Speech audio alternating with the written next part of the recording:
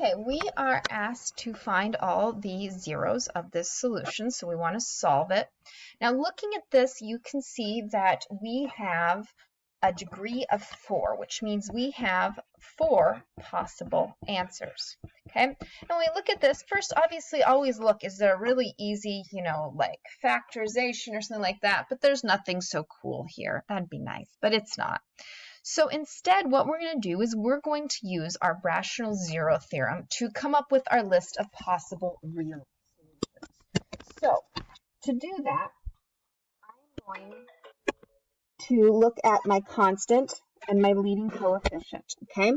And I take all the factors of my constant, which is 15. So this is 1, 3, 5, and 15, and all my factors of 1, which is 1. And this goes on the top, okay? So it's plus or minus 1 over 1, plus or minus 3 over 1, plus or minus 5 over 1, and plus or minus 15 over 1.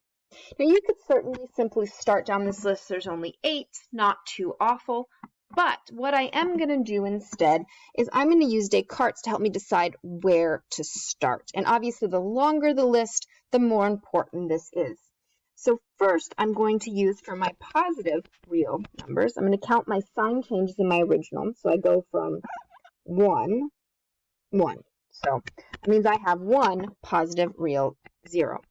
Now my negatives, I'm going to switch up my sign. So I want f of negative x. So then I have this doesn't change because it's even. This doesn't change. But this one does.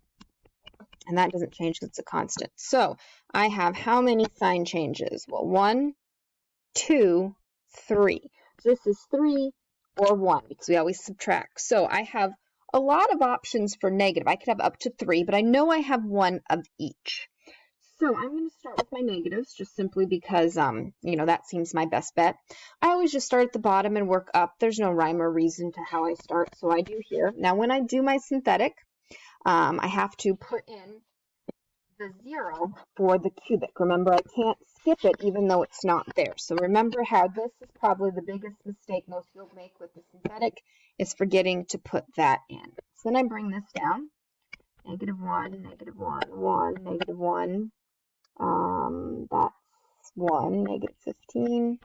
Ooh, that's total dumb luck, but I will take it.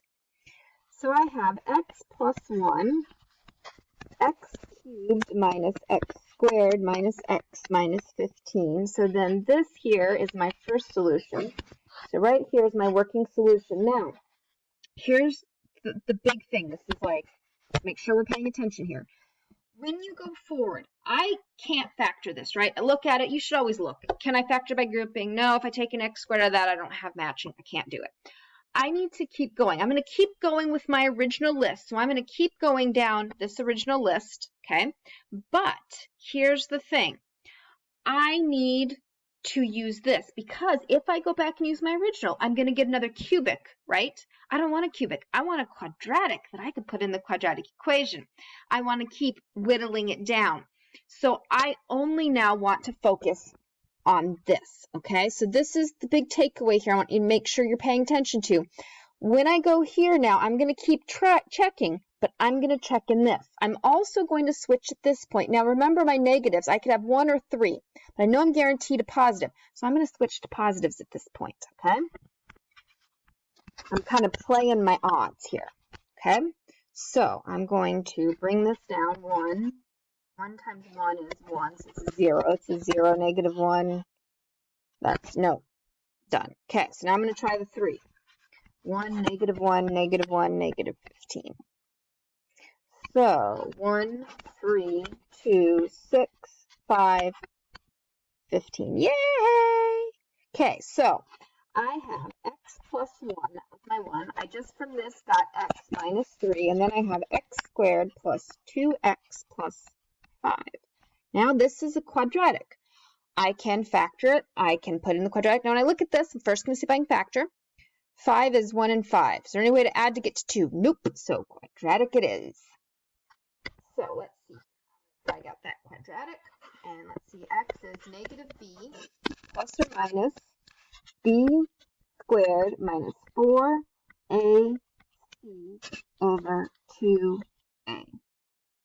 So I have negative 2 plus or minus 4 minus 20 over 2.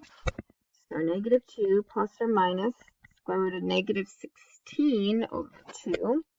That means we have an I. Negative 2 plus or minus 4i over 2. So then negative 1 plus or minus 2i. So then my solutions are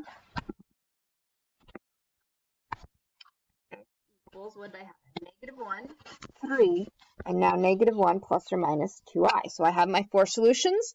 I have my one real negative and my one real positive. I could have had up to 3, but I didn't because I had this complex pair instead. Okay, that's what took it away. And my linearization is this right here that I was building as I was going.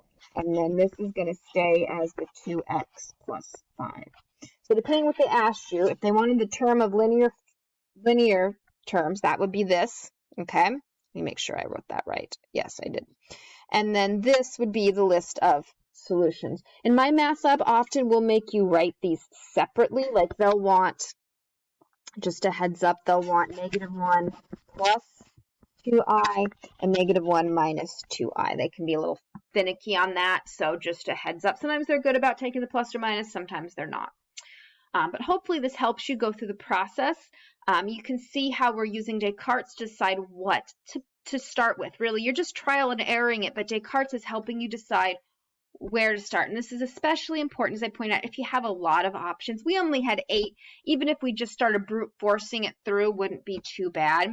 And I don't really have a rhyme or reason. I usually just start from the bottom and work up. Usually, if I have fractions and whole numbers, I try the whole numbers first, hoping to get lucky. But if I don't, I have to go back and do the fractions. So, but hopefully this helps you work through this process and kind of points out some of the important things to watch for.